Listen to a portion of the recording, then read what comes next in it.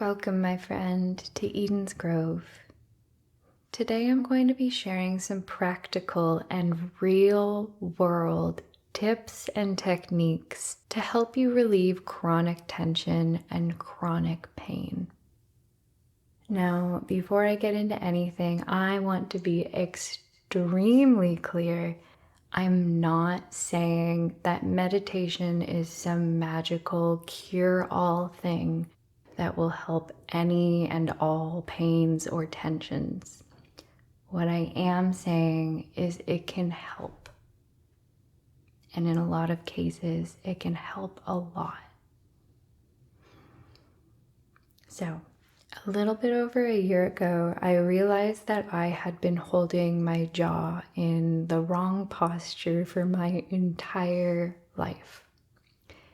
I did this because I was holding tension there, because I was holding my anxiety there. And so I was really big into meditation at this point in my life, and so I set out to have that be the main focus of my meditations for a little while, trying to actively put my awareness towards relaxing my jaw. It took a lot of trial and error, but eventually my jaw relaxed more by itself. I was able to relax my jaw a lot more easily. And over time, that led me to some tension in my neck. And over time, that led me to a pain in my shoulder that I had been carrying with me for the last 7 or 8 years, maybe. And this pain would flare up about once a week or so. And so I actively put my attention in my meditations towards relaxing my shoulder. And over time, the pain would flare up less and less frequently. And when it did, there would be less pain associated with it. And now I can tell you a bit over a year later, and I don't think I've felt that pain in my shoulder for a couple of months now. And so again, I'm not telling you that this is a solution for everything. I'm not even telling you that this is an easy solution. It took a lot of time to deal with that tension, to deal with that anxiety. It took some meditations where I would be laying there for an hour, just sitting with the idea of relaxing my jaw, and it would not relax for the entire time. But over time, it got easier and easier, and it felt more and more natural for my jaw, for my shoulder, for anything else to be in a relaxed state. And so now that I more intuitively understand this process myself, I really wanted to share the things that I wish I knew earlier. So I'm going to start out by saying it is so important when you're attempting to relieve tension that you yourself are in a relaxed state. Because if you come at this tension trying to relax it, thinking that this tension must be relaxed, the tension isn't going to relax itself.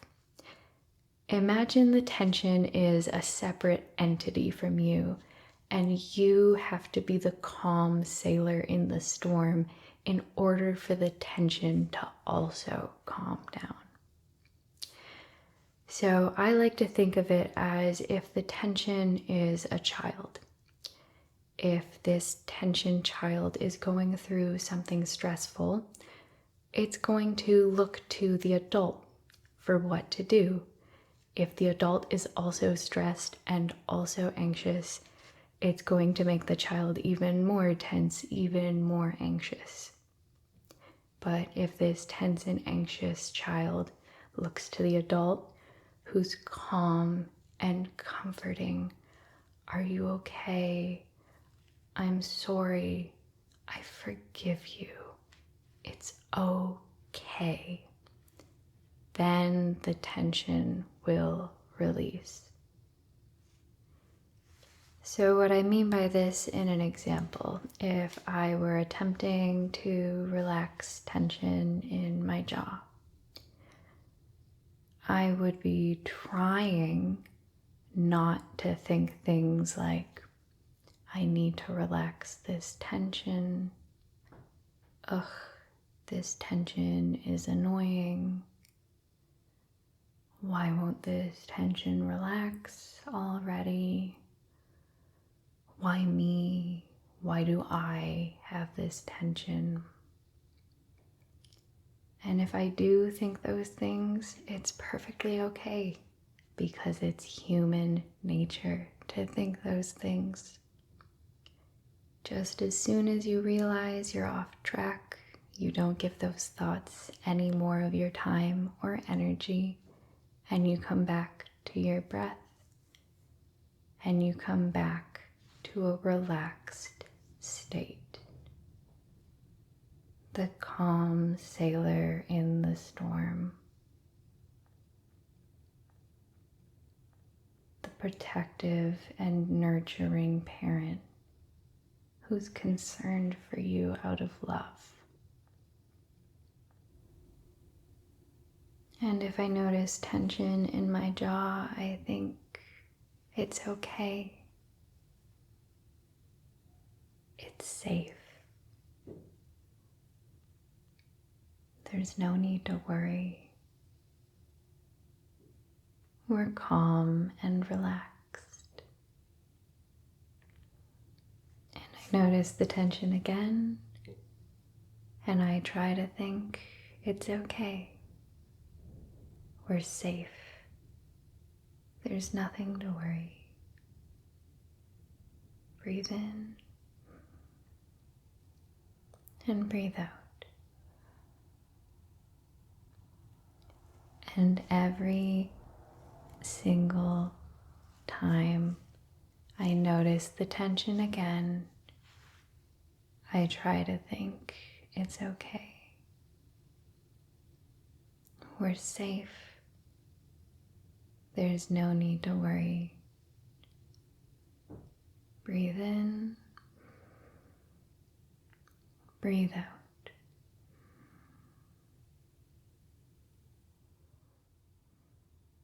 And so over time, by giving yourself this space of rest and relaxation, your tension comes to release itself. Your body knows how to be relaxed and at ease. It just forgets sometimes. And so let's talk about the science behind that. All throughout your body, there's something called fascia. It's a type of connective tissue. And we've found that this connective tissue calcifies when it's put under stressful situations, which means it hardens into shape. And so if your body goes under through physical or emotional stress, it can get locked into your body, which is why if you have some sort of emotionally charged incident from your past and it comes up, it normally has a physical sensation associated with it. A feeling like your stomach has dropped, some sort of pounding in your chest, a sharp pain somewhere. And so this past trauma, either physical or emotional, can get locked into our system physically, and eventually it becomes chronic tension, it becomes chronic pain. But what we're doing by sitting with these in meditation is we're giving this part of our body the room and space to remember what it feels like to be relaxed. when this tension or pain comes up and we meet it with relaxation, it remembers how to relax. But the physical memory is deep, so it will come back as tension, and we meet it with relaxation and rest. And it remembers a little bit more how to relax. And again, it will come, we meet it with relaxation over and over and over again until it starts remembering easier and easier until that becomes your natural state. So before we finish up, I'm going to recommend a couple of things to go alongside this meditation advice. The first one is drink lots of water. Fascia is mostly water, surprise, surprise. And so it functions a lot better if we are well hydrated. So you're going to get better results with this technique if you are well hydrated. The other thing is, I think it's really, really important to do movement alongside meditation, especially if you're looking to release tension or pain. So I'm going to 100% recommend yoga, but it can be any sort of movement. The important thing is that you approach it with that same state of mind, where you're trying not to guilt yourself or feel hard on yourself for not being at a certain place yet. You want to approach yourself as if you're a small child. You want to celebrate what they can do today. Wow, that's amazing that you can do that. Congratulations. And you want to move as if you are the calm sailor in the storm. Because again, we're helping our body remember what it feels like to be relaxed. And so if you can do gentle movements where you're stretching your fascia without force and you're in a calm state, then your body will learn what it feels like to relax. So I hope you guys enjoyed this little TED Talk style kind of video. I really love making these videos, so let me know if you guys like these kind of more meta talking about meditation videos, because I think these are so valuable, and at least for me, I really like to know the why of what I'm doing. It really helps me give depth and context, and it helps fuel my purpose to know that I have a reason behind what I'm doing. But I hope you found something of value from this video. If you have any comments or questions, please write to me. I would love to answer any and all questions. Oh, and don't forget to like, by the way. You should go do that. Are you doing it? You better have done it. I'm watching you.